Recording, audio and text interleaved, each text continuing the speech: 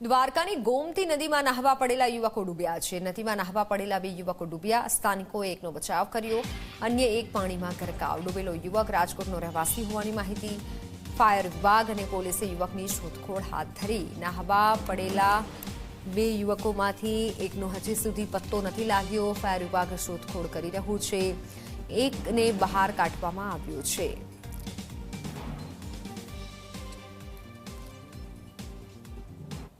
રાજકોટથી એક ફેમિલી આવેલું હતું। એ ફેમિલીમાંથી 2 લોકો ડૂબતા હતા।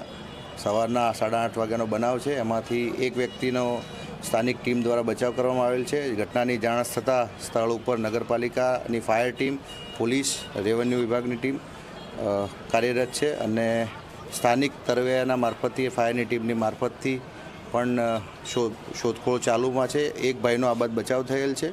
બીજા ભાઈ જે અત્યારે હજુ સુધી મળી આવેલ નથી, એમની સલામતીની પ્રાર્થના કરું છું અને એમને શોધખોળ કરવા માટે ટીમ અમારી કાર્યરત છે। અધિક માસની શરૂઆત અને ખાસ કરીને દ્વારકા લાખો લોકો છે કે દ્વારકા દર્શનાર્થે આવતા હોય છે।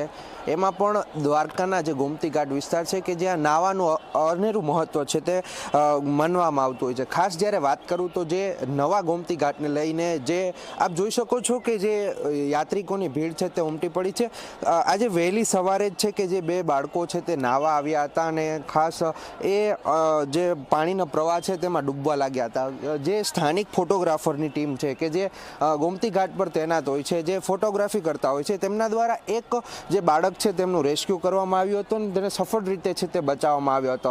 ખાસ જ્યારે વાત કરીએ તો જે બીજા બાળક છે કે જેમનું નામ વિશાલ પરમાર છે અને જેમની ઉંમર 21 વર્ષની છે, તે હાલ છે તે ગોમતી નદીની અંદર છે તે ગરકાવ થઈ ચૂક્યો છે અને ખાસ સમગ્ર વિસ્તારની અંદર છે તે ફાયર વિભાગની ટીમ છે તેમની શોધખોળ છે તે હાથ ધરવામાં આવી રહી છે। વાત કરું તો જે ફાયર વિભાગની ટીમ છે તે તૈનાત તો રાખવામાં આવી છે, પરંતુ લોકો છે પોતાનો ક્યાંક જીવ જોખમમાં મૂકીને ગોમતી નદીના સ્નાન કરવા જતા હોય છે। એટલે ખાસ વહીવટી પ્રશાસન પણ ક્યાંક છે તે અપીલ કરી રહ્યું છે કે જે પાણી છે તેને ગરકાવ થાય ત્યાં સુધી તો લોકોએ ન જવા માટે છે તે વહીવટી તંત્ર દ્વારા પણ અપીલ કરવામાં આવી છે।